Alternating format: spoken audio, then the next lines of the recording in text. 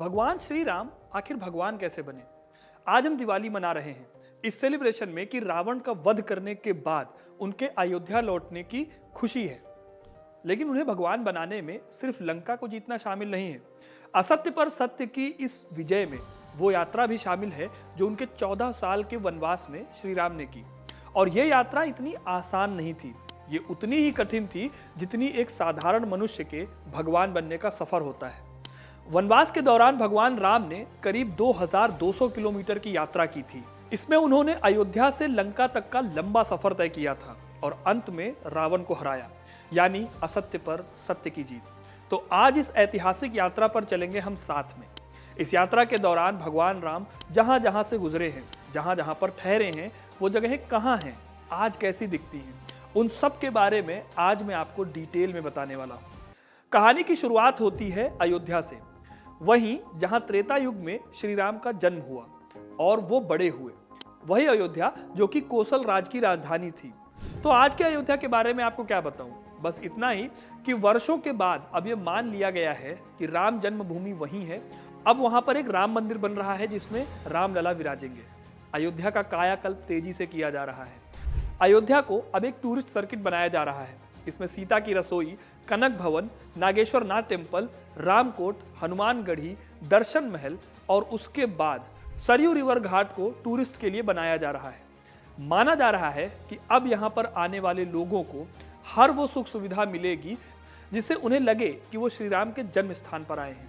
वो कहानी तो हम सबको ही पता है कि भगवान राम को जब युवराज बनाया गया तो राजा दशरथ की दूसरी रानी कैकेयी ने राम की जगह अपने बेटे भरत को राजा बनाने की जिद पकड़ ली और भगवान राम को 14 वर्षों तक के वनवास का वचन भी ले लिया।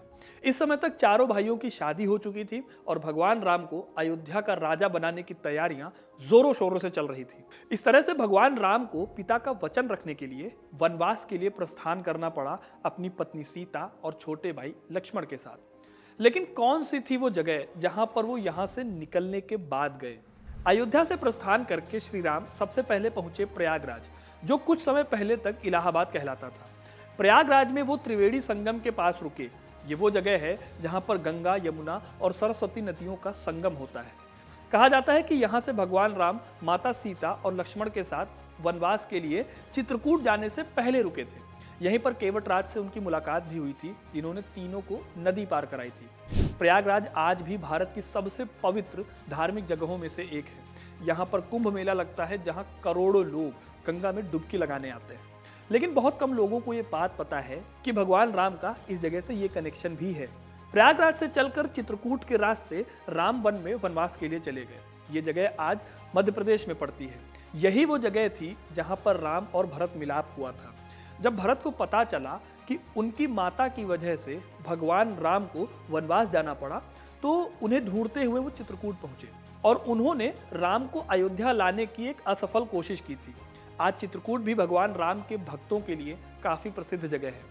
ये जगह सड़क और ट्रेन दोनों के माध्यम से कनेक्टेड है। यहाँ पर राम घाट, हनुमान धारा और जानकी कुंड जगहें हैं जो कि काफी प्रसिद्ध हैं और लोग यहाँ दर्शन करने आते हैं। दोस्तों, भगवान राम चित्रकूट से दंडकारण्य के जंगलों में भी गए थे, जो कि आज के छत्तीसगढ़ में पड़ता है। यहाँ इन्होंने काफी लंबा वक्त बिताया था। दंडकारण्य में दंडक नाम का एक दैत्य रहता था, जिसकी वजह से इसका नाम दंडकारण्य पड़ गया। आज ये जगह इंडिया की सबसे ज्यादा इको फ्रेंडली जगहों में से एक है। इस घने जंगल में कई प्राचीन मंदिर हैं, लेकिन ये एरिया भी बहुत ज्यादा डेवलप नहीं हो पाया है। दंडकारण्य में लंबा वक्त बिताते हुए भगवान राम पंचवटी पहुंच गए। ये जगह महाराष्ट्र के नासिक जिले में पड़ती है। पंचवटी वही जगह है जहां पर गोदावरी नदी के किनारे रावण की बहन शूर्पणखा ने भगवान राम से विवाह की जिद की थी। इस पर लक्ष्मण ने तलवार से उनकी नाक काट दी थी। जब उसके भाई रावण को यह बात पता चली तो इस अपमान को वो सह नहीं सका और सीता गुफा में रावण ने माता सीता का अपहरण कर लिया। पंचवटी को एक इंपॉर्टेंट धार्मिक स्थल की तरह डेवलप किया गया है। सीता गुफा में जहां भगवान राम, सीता और लक्ष्मण की मूर्तियां बनी हैं, वहीं यहां एक राम कुंड भी है जिसमें वनवास के समय भगवान राम स्नान किया करते थे। इस तरह से पंचवटी जाकर आप देख सकते हैं कि भगवान राम ने वनवास में अपने दिन कहां और किस तरह से बिताए थे। दोस्तों, जब पंचवटी में माता सीता का अपहरण हुआ तो भगवान राम और लक्ष्मण उन्हें हर तरफ खोज रहे थे। वो उन्हें ढूंढते ढूंढते आंध्र प्रदेश के लेपाक्षी तक चले आए थे। यहाँ उन्हें घायल अवस्था में पक्षीराज जटायु मिले, जो माता सीता को बचाने में घायल हो गए थे। मरने से पहले उन्होंने माता सीता के बारे में बता दिया था, जिससे भगवान राम को उन्हें ढूंढने में काफी मदद मिली थी।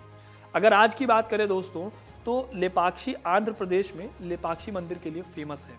आगे चलकर ऋषिमुख पर्वत पर ऐतिहासिक हनुमान और भगवान राम की पहली बार मुलाकात हुई थी, जिन्होंने उनकी सुग्रीव से मित्रता कराई।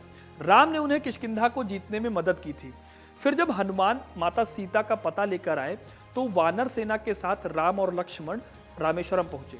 ये जगह आज के तमिलनाडु में पड़ती है और यहाँ की सबसे इंपॉर्टेंट जगहों में से एक है। इसी जगह पर उन्होंने वानर सेना की मदद से राम सेतु को बनाया था और रावण से युद्ध करने लंका भी पहुंचे।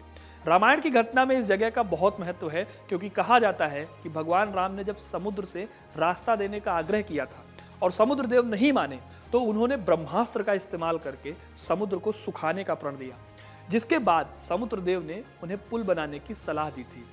आज के समय में रामेश्वर भारत के सबसे पवित्र तीर्थ स्थानों में से एक माना जाता है। यहाँ पर रामनाथ स्वामी मंदिर है, रामेश्वरम मंदिर है, जहाँ हर साल लाखों लोग दर्शन करने आते हैं। इसके बाद ही श्री राम लंका पहुंचे थे। जहाँ वो पहुंचे थे उस जगह का नाम है तलाई मन्नार।